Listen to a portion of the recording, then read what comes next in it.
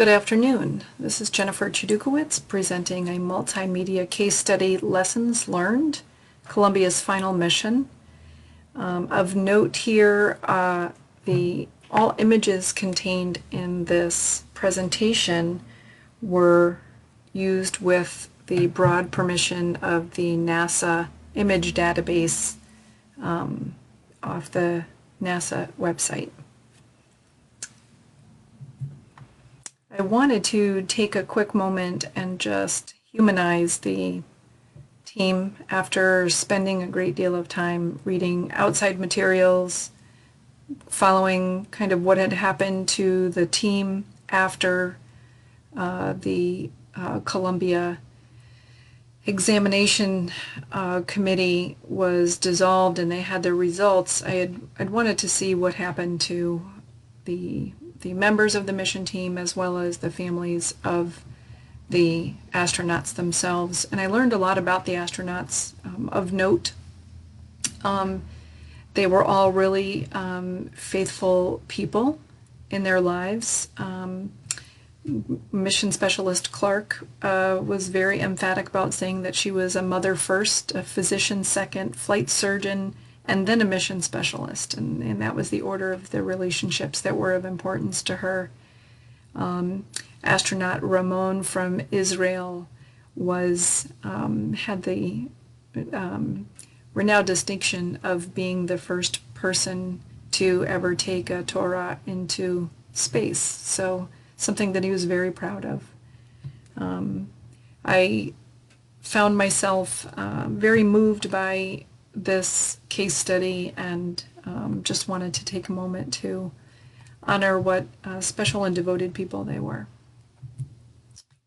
I want to start with the timeline. Of note here as well is that the Columbia ST-107 was the first mission management team that did not have daily management team meetings. That is certainly something that can be taken away from this more than anything else, was just when you have a shuttle in space with astronauts, scientists in it, you want to have daily meetings. So that's of note first. Day one, Linda Ham was notified of the debris strike. Then there was a long holiday weekend. They were closed Saturday, Sunday, Monday. They didn't have their next team meeting until Tuesday morning. And team manager McCormack notified Linda Ham that there was no clear imagery of the strike, but they did know that in the past it had caused some damage. There was an assessment team formed, but it was not clear who formed the team, what they were actually to study, and who they were supposed to report it to.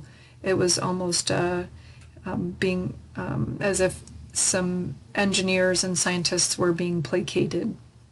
Day 5, team manager was not allowed to make a complete report on some of the findings to Linda Ham in team meeting, despite his continued efforts at offering the information. Linda Ham actually cut him off at that team meeting.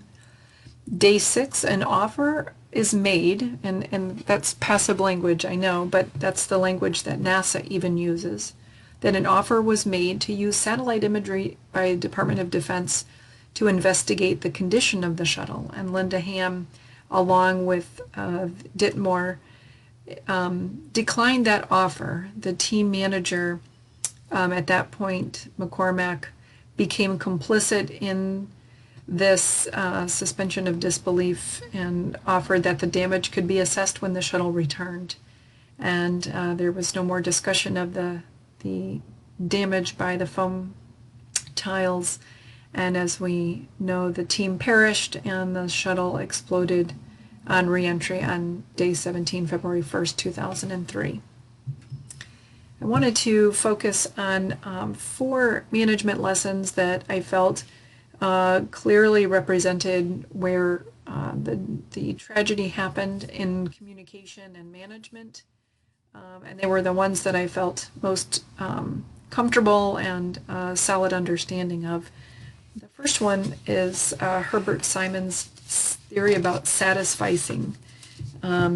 And as I learned, especially Simon is quoted in several of our readings, but especially in our textbook, Rainey makes a point to talk about satisficing involves choosing the best of a limited set of alternatives so as to optimize the decision within the constraints of limited information and time.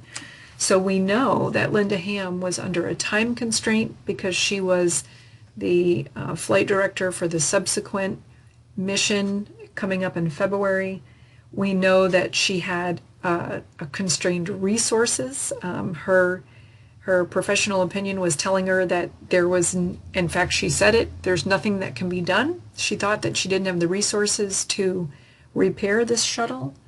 And cognitive capacity, which is really, as I think, kind of delves into the psychology of Linda Ham, that suspension of disbelief that anything could be done. Coleridge talks about the suspension of disbelief when people just can't seem to handle what the truth could be. They don't believe that it is the truth. So we see Linda Ham, that bounded rationality is really at the core of her shutting down McCormick and the team that could have offered some solution. I want to go second to decoupling theory by Meyer and Rowan. There's so much here in this article, and I want to stay within the time constraints of the video. He talks about organizations employ a host of mechanisms to dramatize the ritual commitments which their participants and organizations make to basic structural elements. So this ritual of the team management meeting, it was as if Linda Ham was simply going through the meeting by rote, barely listening to what the team managers were offering. And then we also have Meyer and Rowan offering delegation, professionalism, goal ambiguity, and the elimination of output data and maintenance are all mechanisms of absorbing uncertainty. We see this, that she delegated the responsibility to a debris assessment team, that the goal ambiguity, no one really knew what they were supposed to be looking at or who they were supposed to be reporting to. The elimination of output data, she didn't tell them who they were supposed to be reporting to or what they were supposed to be reporting. They say decoupling and maintenance, in other words, are mechanisms that maintain the assumption that people are acting in good faith. So really what I think Linda Ham was maybe trying to convince herself and others that she was asking all the right questions, offering all the right information, but certainly was not in a place where she was willing to accept any solutions. I'll summarize here.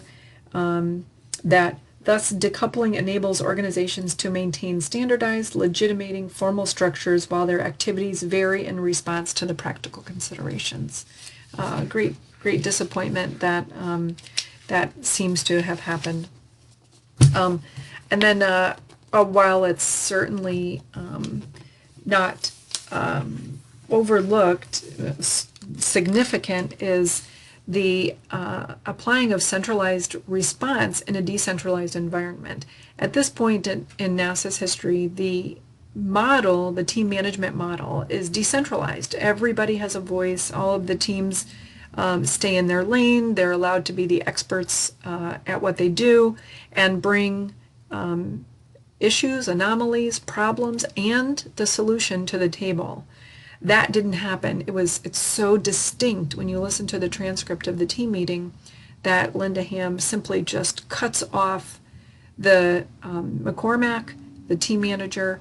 She applies a solution and says, I want you to look back at what happened in the last shuttle mission, and that's what's going to happen.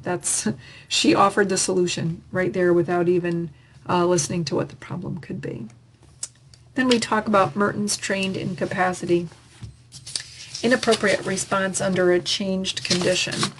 And I think that Linda Ham had extensive history with NASA, extensive history with the mission control team, and even though I think that this was her first flight director position, she went into a mode where she was simply applying her previous experience to a problem that may have been similar, but she didn't allow all the vetting out of the problem. She didn't allow the anomaly to be examined fully in order to apply an appropriate response. I do want to take a minute because I don't think that the Harvard case study, they offered up the Apollo 13 example, and I don't think that it was in error. I think that they certainly meant for us to apply some of the information here. But just as a juxtaposition, we see Gene Kranz, the Apollo 13 flight director, celebrated American hero. He really cleared the decks. He got everybody up. I understand there was even people sleeping in the dorms in the Houston Mission Control, and he woke everybody up and had every idea on the table about how to get this team home. Where if you apply all of the lessons that we just talked about, every single example of satisficing the bounded rationality, he moved outside of bounded rationality to come up with some ideas. The decoupling theory, you know, Gene Kranz worked really hard to make sure that he was not moving into rote, that he wasn't moving into ritual responses. He really wanted people to be creative. At a time when NASA was more centralized, he actually came up with a decentralized solution by inviting everybody in every position at Mission Control to voice their ideas at the table, and then making sure that he applied an appropriate response to this changed condition. And we see here in the bottom photo the gentlemen all celebrating the successful landing splashdown of the Apollo 13 capsule. I do want to just actually point out, if you refer to our Kant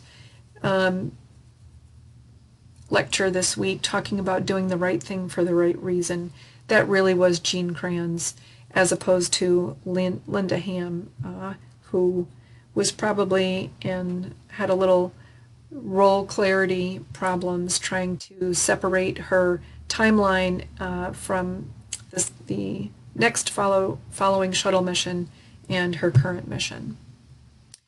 And then I just briefly want to talk about the legacy of Columbia, that, while there was so much lost, including the lives of the astronauts, that some things survived and we learned some things. There was a science experiment of the roundworms, and they survived. Foam panels on the external fuel tanks have been improved. There's a robotic arm now that can examine all parts of the orbiter. And the International Space Station allows for the shuttle docking and repair in case of damage. So we've learned quite a bit. I chose these two specific photos because they were taken by crew members on ST-107, and very moving in light of the fact that they perished. Very hopeful. So there's still hope in the Columbia's the space shuttle program, despite losing a wonderful team. Thank you.